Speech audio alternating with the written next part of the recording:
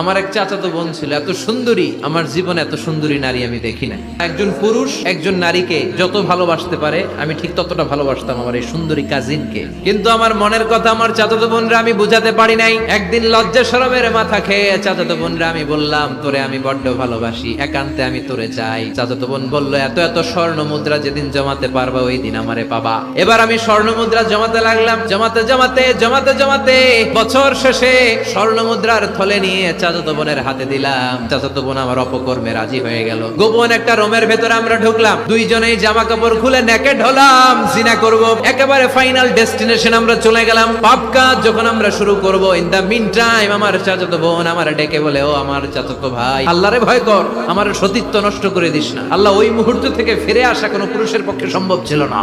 ইত্তাকিল্লাহ, এই বাক্যটা শুনে, তোমার আওয়াজ শুনে আমার কলিজার মধ্যে কাঁপুনি ছুটে গিয়েছে।